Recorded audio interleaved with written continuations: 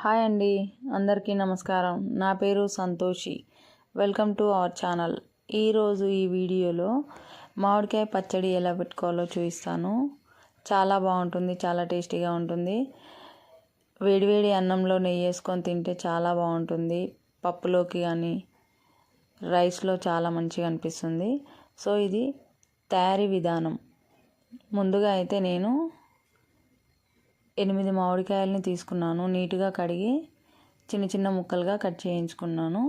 ఈ సైజులో, మీడియం సైజులో కట్ చేసుకుంటే మనకు తినేయడానికి కూడా చాలా ఈజీగా అనిపిస్తాయి. ముక్కలు మరీ పెద్దగా ఉంటే బాగుండవు. దీంట్లోకి 1 టేబుల్ స్పూన్ పసుపును యాడ్ చేశాను. దీంట్లో ఎల్లిపాయల ముద్దని నార్మల్గా, అంత మెత్తగా కాకుండా నార్మల్గా పేస్ట్ చేసి వేసాను. జీలకర్ర, ఆవాలు 1 టేబుల్ స్పూన్ జీలకర్ర ఆవాలని వేయించి పొడి చేసి వేసాను. దీంట్లోకి 1/2 కేజీ కారాన్ని యాడ్ చేస్తున్నాను. ఈ బౌల్తో కొలతలు తీసుకొని యాడ్ చేస్తున్నాను. ఈ విధంగా అయితే మనకు గ్రేవీ కూడా కరెక్ట్గా వస్తుంది. సో నేను దీంట్లోకి స్మాల్ కప్తో సాల్ట్ను యాడ్ చేశాను. ఒకవేళ తక్కువ అయితే మళ్ళీ తర్వాత యాడ్ చేసుకోవచ్చు. సో నేను 1 కప్పు యాడ్ చేశాను. కొన్ని పచ్చివి ఎల్లిపాయలు పొట్టు తీసి యాడ్ చేశాను. మొత్తం కలిసేలా కలుపుకోవాలి. ఈ విధంగా కలిసిన తర్వాత మనం దీంట్లోకి ఆయిల్ని వేడి చేసి పోపు వేసుకోవాల్సి ఉంటుంది. సో ఇదైతే నేను మొత్తం కలిసేలా కలిపి పక్కకు పెట్టేశాను. సో దీంట్లోకి ప్యాన్ పెట్టేసి ఆయిల్ని హీట్ చేస్తున్నాను. బాగా వేడి అయిన తర్వాత, స్టవ్ ఆపిన తర్వాత మనం దీంట్లో ఆవాలు, జీలకర్ర యాడ్ చేసుకోవాల్సి ఉంటుంది. వేడి మీద వేస్తే మాడిపోతాయి. అందు గురించే నేను స్టవ్ ఆపేసిన తర్వాత ఆయిల్ చల్లారే ముందు వేస్తున్నాను. గోరువెచ్చగా ఉన్నప్పుడు వేస్తే ఈ విధంగా వస్తుంది.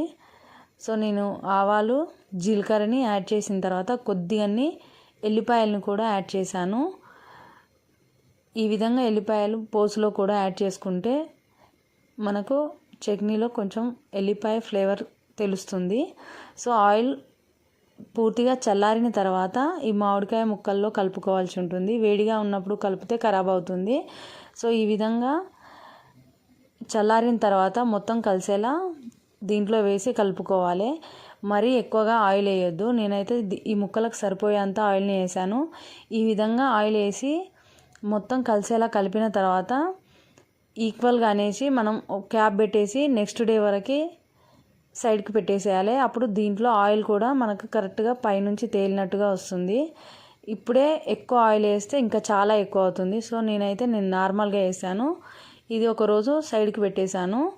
ఇప్పుడు దీన్ని ఒకసారి మొత్తం కలిసేలా కలుపుకొని ఉప్పు సరిపోయిందా లేదా చూసుకొని మనం ఇప్పుడు యాడ్ చేసుకోవాల్సి ఉంటుంది. మనకు అప్పుడు కలిపిన ఎమ్మటే అయితే మనకు ఉప్పు అనేది కరగదు కాబట్టి అంత తొందరగా తెలియదు. నెక్స్ట్ డే నేను చూసిన తర్వాత కొద్దిగా తక్కువ అనిపిస్తే నేను మళ్ళీ 1.5 స్పూన్ వరకు యాడ్ చేసి మొత్తం కలిసేలా కలుపుతున్నాను.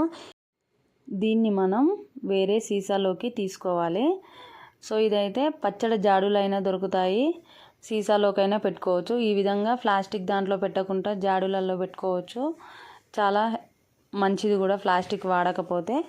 ఈ విధంగా మామిడికాయ పచ్చడి అనేది కంప్లీట్ అయింది. మా వీడియోస్ చూస్తున్న ప్రతి ఒక్కరూ మా ఛానల్ని సబ్స్క్రైబ్ చేసుకోండి, లైక్ చేయండి. Thank you.